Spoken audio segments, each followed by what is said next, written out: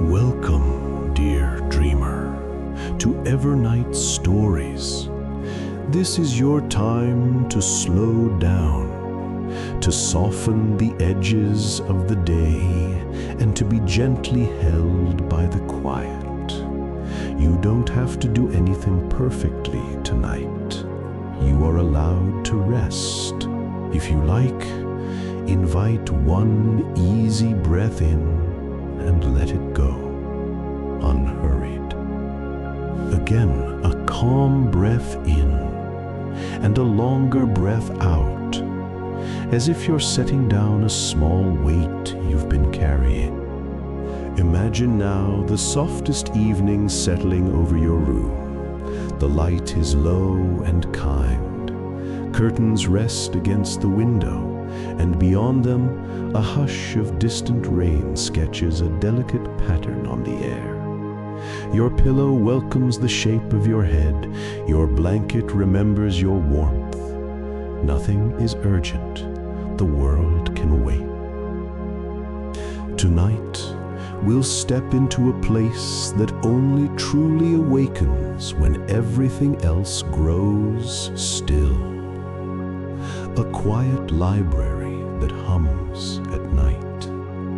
You might picture a tall door of weathered wood, its surface brushed with the faint scent of old varnish and rain. When you approach, the handle is cool to the touch, familiar, like a friend's hand on a calm evening. The door opens without a sound. Inside, the air is gentle paper, beeswax, a hint of vanilla from bindings softened by time. Stacks of books rise like friendly trees, each shelf a cozy path where stories lean close to one another. Light rests in golden pools along the floor, gathering around an armchair with a knitted throw, a writing desk with an ink bottle capped for the night, and a reading lamp shaped like the moon. The quiet here is not empty. It is full of small, kind things. The clock tick that never hurries, the faintest whisper of pages settling, the mild creak of wood that chooses not to complain. With each breath, your shoulders know what to do. They lower by themselves. Your jaw softens. Your hands release what they were holding, even if what they held was only the thought of holding. If you like, let your attention rest on 3 anchors in this place. The sound of rain far away, the warm hush of lamplight on polished wood, and the steady rhythm of your own breath. You are safe here, welcome here, and there is nothing you must figure out. When you are ready, the story will begin gently, like a page turned by a careful hand. In a quiet town by the sea, where lanterns glowed faintly behind rain-slick windows, lived a young librarian named Elara. By day, she moved through the library like a careful breeze, dusting, sorting, arranging. Her steps were soft, precise, her eyes always searching for a book out of place. She loved the neatness of it all, the straight lines of spines, the polished wood, the silence so complete that she could hear the heartbeat of her own patience. But over the years, something small had gone missing, quietly, like a page torn from a book and never noticed. Elara had stopped reading. She still touched stories every day, of course, sliding them onto shelves, stamping their cards, returning them to their rightful homes. Yet she no longer paused to open them. She handled tales of wonder and sorrow, of journeys across deserts and dreams under moonlight, but she never lingered long enough to listen. At first, she told herself it was because she was busy, Then she told herself it was because she already knew them all. But the truth was simpler. She had grown so devoted to keeping order that she forgot how to wander. Every evening, when the town's lights dimmed and the last visitor left, Elara would close the heavy oak doors and stay behind, sweeping and straightening. The building sighed around her, the sigh of wood that has seen too many winters. She would look up sometimes at the high windows, where the dark pressed close, and see her own reflection floating between the glass and the night. There was comfort in the routine, a rhythm that kept her safe. Yet deep beneath the stillness, something longed to stir. The stories she guarded so faithfully were waiting for her to stop managing them and begin listening again. One evening, the rain arrived early. It came softly at first, a faint patter against the tall windows, like fingertips tracing the glass. Elara decided to stay a little longer, waiting for the storm to pass. She moved between the aisles, closing shutters and collecting stray books from the reading table. When the clock on the wall chimed 12, the library fell into an almost perfect stillness. The lamps had dimmed to their final flickers, and the sound of the sea outside had merged with the rhythm of rain. Then she heard it. A low humming tone, so faint that she thought it might be the wind in the eaves. But as she turned her head, the sound grew clearer. It was coming from somewhere deep within the library, an even, pulsing hum that rose and fell, like someone breathing through a song. Elara froze, the duster in her hand forgotten. Her heart began to keep time with the strange melody. It wasn't frightening, exactly, only curious. It felt alive. And beneath the hush of rain, she could have sworn the library itself was whispering her name. Elara followed the sound. It came and went in waves, rising gently, then fading as if it were shy. The further she walked, the more the familiar aisles seemed to change.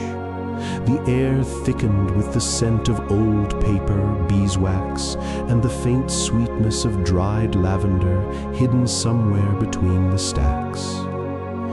Shadows leaned inward, warm and soft like curtains of ink.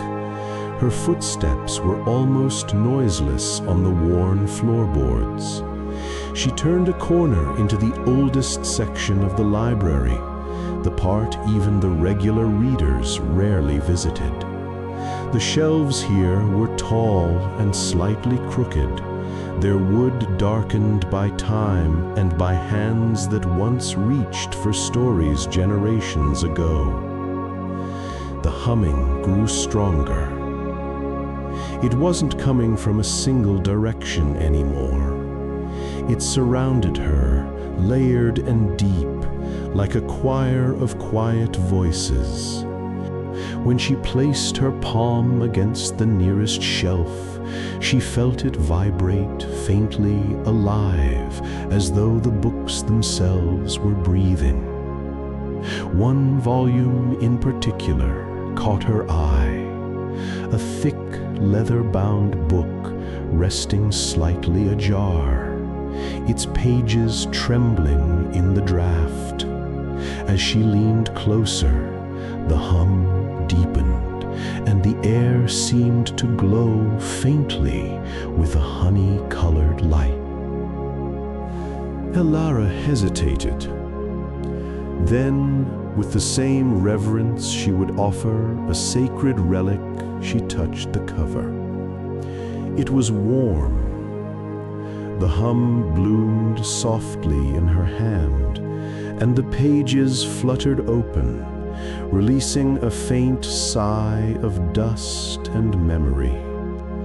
The words on the page shifted and shimmered, rearranging themselves into gentle shapes she couldn't quite read, but she could feel them. The melody of the library had found her. And for the first time in years, Elara smiled, small, quiet, and utterly at peace. The first page of the glowing book rustled, and with it came the faint scent of petrichor, that sweet, earthy perfume that rises when rain kisses dry ground. The light around Elara deepened into a cool silver, and suddenly she was standing in a different hall, though she could still feel the familiar wood beneath her feet. Rows of shelves shimmered like mirrors, and when she drew near, each spine reflected a scene of rain, small towns under umbrellas, ships at sea, mountains veiled in mist. The humming was softer here, more like the rhythm of droplets striking window panes.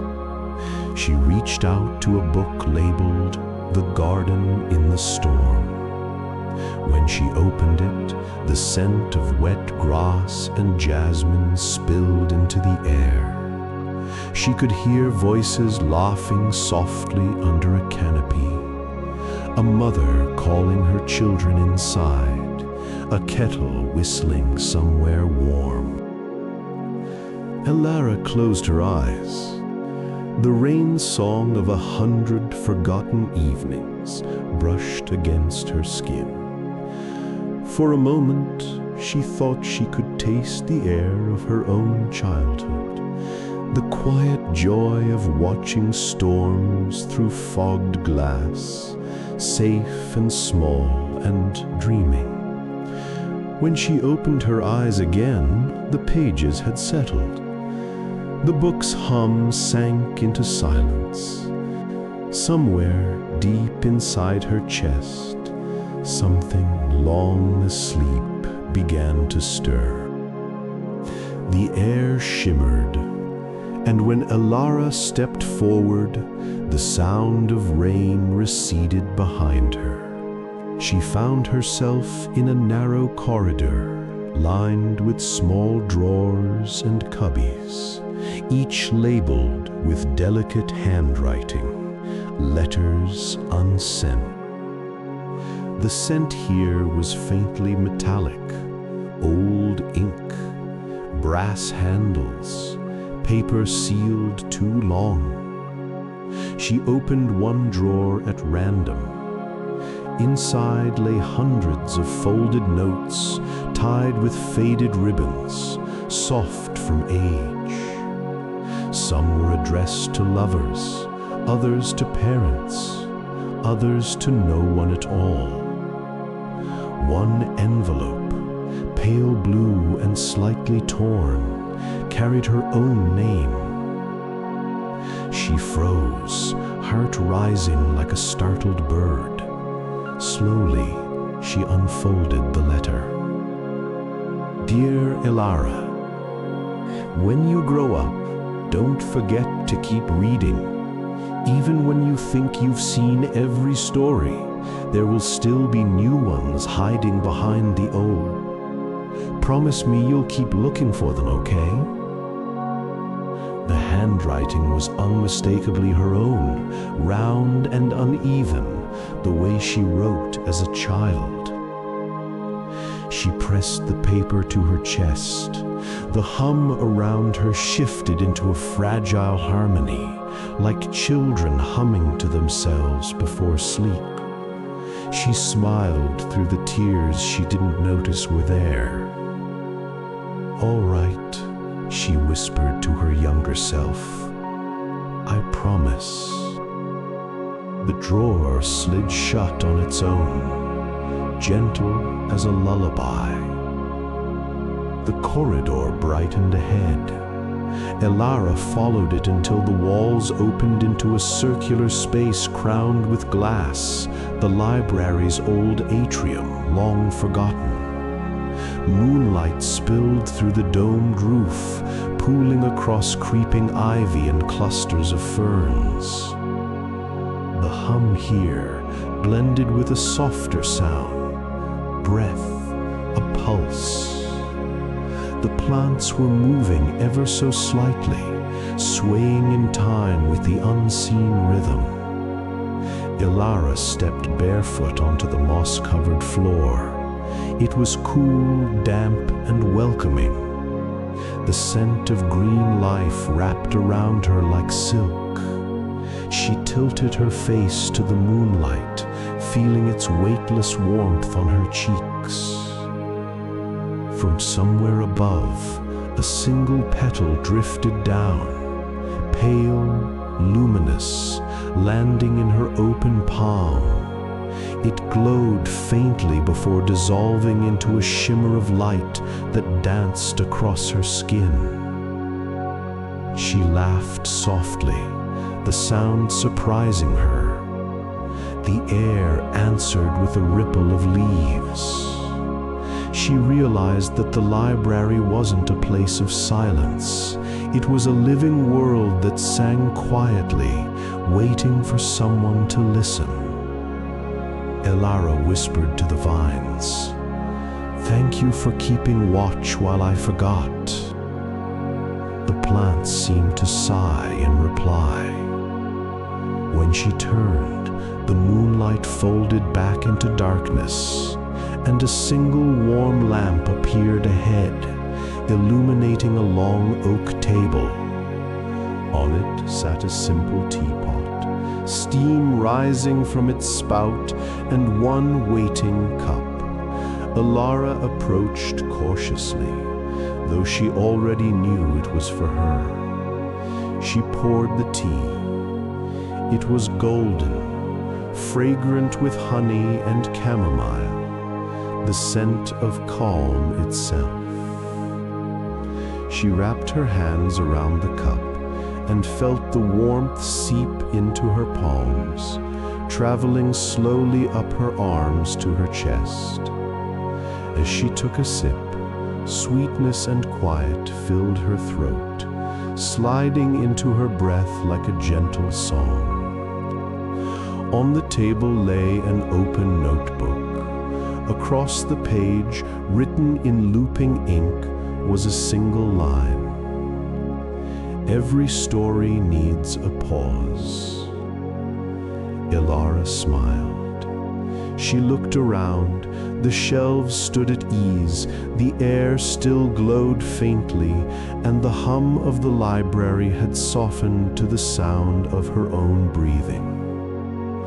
For the first time in years, she wasn't hurrying to close up or tidy anything.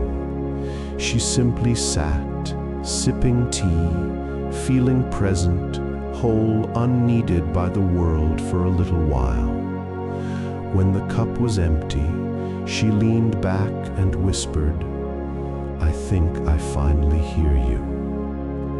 And from somewhere deep within the walls, the library whispered back, a low, contented hum, like a sigh of relief.